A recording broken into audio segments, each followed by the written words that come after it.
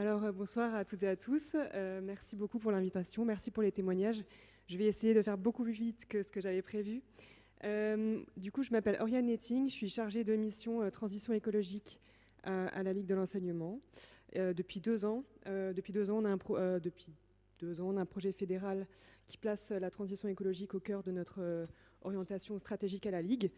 Et du coup, au niveau de mon intervention ce soir, c'est surtout en termes de sensibilisation, mais aussi parce qu'on a des structures sociales à la Ligue de l'enseignement. Donc 14 centres sociaux qui sont gérés par la Ligue, 6 crèches et 2 relais petite enfance. Donc autant de moments où la question du gaspillage alimentaire se fait sentir. Et où, du coup, on peut avoir un impact à ce niveau-là. Et du coup, moi, c'est à la fois sur cette partie RSE, donc fonctionnement des structures, mais aussi directement en sensibilisation, parce que je fais de l'animation auprès des publics, surtout l'an dernier. Donc cette année, je suis un petit peu plus sur tout ce qui est RSO, en fait, à la Ligue. Et du coup, premièrement, c'est la sensibilisation. On fait de la maternelle surtout au collège. Et là, du coup, l'enjeu d'anti-gaspillage, c'est surtout... en maternelle, on fait beaucoup d'activités au jardin, donc c'est surtout ce qui va être compostage, etc. Primaire, on introduit le tri avec des activités ludiques en utilisant pas mal d'activités différentes. Au niveau du collège, on introduit pas mal de complexité parce que c'est un âge où on est plus à même de comprendre aussi que l'impact n'est pas qu'au niveau du consommateur final, mais aussi sur toute la chaîne de production. Donc on va faire pas mal d'analyses de cycle de vie des produits alimentaires, etc. 2 choses qui peuvent être intéressantes, et peut-être que je m'arrêterai là-dessus parce qu'on n'a pas beaucoup de temps, mais premièrement, je dirais que c'est le fait de mettre les jeunes et les enfants au cœur des projets. J'ai parlé de dispositifs. L'an dernier, on a eu le conseil municipal d'arrondissement des enfants. Et là, du coup, on a pu vraiment voir comment ils peuvent contribuer à mettre en place des projets, avoir des idées, avoir leur expérience, leur vécu. Il y a aussi le fait que la cantine était le travail de l'an dernier des différents CME. Et du coup, de voir que les enfants sont très à même de proposer des projets là-dessus, et c'est hyper intéressant. Bon, là, pour le coup, on pourrait vraiment créer des synergies avec les différents acteurs. Mais voilà, donc ce dispositif et aussi les éco-délégués dans les collèges. Donc là, ça permet aussi d'avoir un suivi sur le long terme et de mettre en place des choses dans les établissements par les élèves et qui peut vraiment mobiliser l'intégralité de l'établissement. Donc ça aussi, très intéressant. Et en 2 mots, au niveau de nos structures, ça crée, il y a un gros maillage sur le territoire marseillais de nos structures. Il y a vraiment des choses intéressantes qui sont faites. Notamment, on a un programme qui s'appelle Génération Alimentation Durable, où on va former les directeurs, directrices ACM, accueil collectif de mineurs, aux pratiques d'alimentation durable. Et donc, ça permet de faire en sorte que on ait déjà une exemplarité par rapport au public, ce qui est vraiment très important. Et donc, exemplarité et respecter la réglementation, tout simplement, mais on essaye d'aller au-delà. Et au-delà de ça, d'avoir un message dans tous les temps de repas qu'on a avec les jeunes ou avec les enfants, d'expliquer pourquoi on fait ça, dans quelle démarche on est. Donc des temps de formation des convives. J'avais plein de choses à dire, donc j'essaye de faire le tri, pour le coup.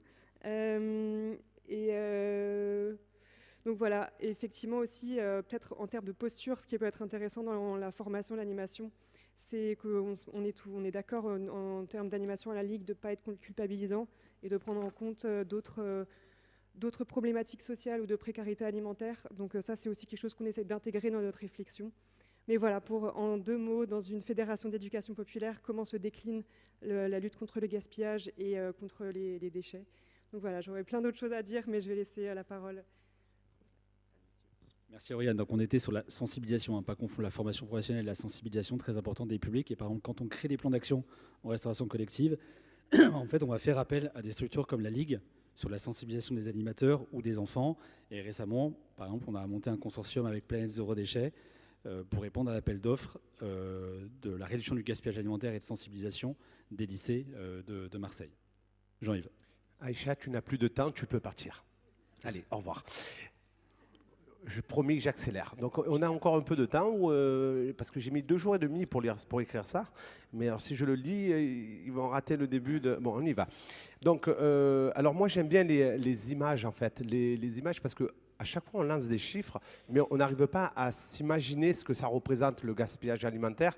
En tout cas, moi à la métropole, je suis en charge donc de la propreté, ça n'a rien à voir, vous allez me dire, et des dépôts sauvages. Mais il y a quand même un petit rapport, puisque moi je ne gaspille pas mon temps sur le terrain, au contraire, j'en use beaucoup. D'ailleurs, comme toi, tu n'as pas gaspillé ton temps ce soir. Et le gaspillage alimentaire, ça touche tout le monde. Et moi j'avais quelques petits chiffres à vous donner. En fait, vous savez que le gaspillage alimentaire, si on devrait faire une chaîne, c'est 500 000 semi-remorques remplies à ras-bord de tout ce qu'on jette dans nos poubelles. 500 000. Pour faire une image, c'est Marseille, Paris, aller-retour. Uniquement ce qu'on jette dans nos poubelles en France. C'est une catastrophe. Vous voyez les images, de suite, ça marque. J'ai une autre image encore plus terrible. Vous imaginez la tour Eiffel devant vous. Ben, une tour comme ça, 1000 fois plus grande. À cette allure, on va bientôt manger sur Mars. C'est un scandale tout ce qu'on jette. Voilà, donc après, je vais vous faire tout ce que fait la métropole. On en fait pas mal des choses. Hein. Donc je vais vous les énumérer. Je vais mettre les lunettes que j'avais oubliées chez moi, que j'ai acheté 12 € pour venir ici. C'est juste pour agrandir les chiffres, parce que j'aime bien l'humour aussi. Mais je ne vous vois pas en réalité, je ne vois que ici. OK, on y va. Donc la métropole, donc, on ne reste pas les bras croisés, vous l'avez bien compris.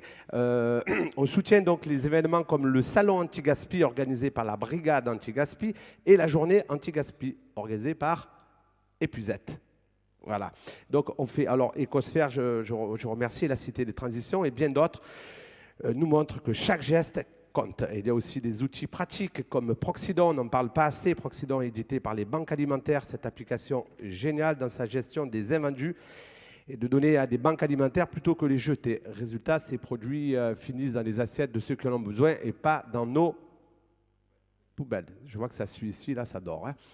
Donc en réalité, à la métropole, on fait beaucoup aussi, on essaie d'être réactif. Alors, on poursuit nos actions en faveur de la réduction des déchets. Puis, je vais vous parler de ça. Je ne vais plus lire le texte. Depuis janvier, donc, la loi nous oblige à collecter les biodéchets. Donc, à savoir qu'à Marseille, on a à peu près 1000 bacs qui sont déjà déployés. Donc, il faut savoir qu'il y a certaines mairies qui n'en veulent pas, certains CIQ qui n'en veulent pas non plus. C'est bien dommage, mais en tout cas, à partir de 2025, on va les forcer à les avoir, puisque à ce jour, on a collecté à peu près 500 tonnes de biodéchets. C'est pas rien, 500 tonnes. Voilà, donc ça fonctionne, les gens ont envie de faire le tri, il faut les pousser par là, on les sensibilise. Aïcha, encore un peu de temps pour parler? Je peux? Merci Xavier. Non, moi je pense à toi, Xavier, parce que je t'aime beaucoup. Et voilà, donc on essaie de faire avancer les choses et je crois que la solution, en fait, elle est ici. D'abord parce que vous avez pris, et je vous remercie, le temps de venir, parce que sans vous, on ne pourrait rien réaliser.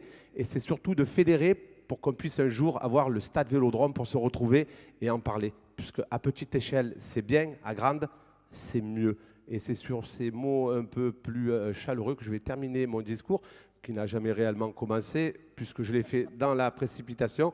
En tout cas, Aïcha, je te laisse la parole avec grand plaisir.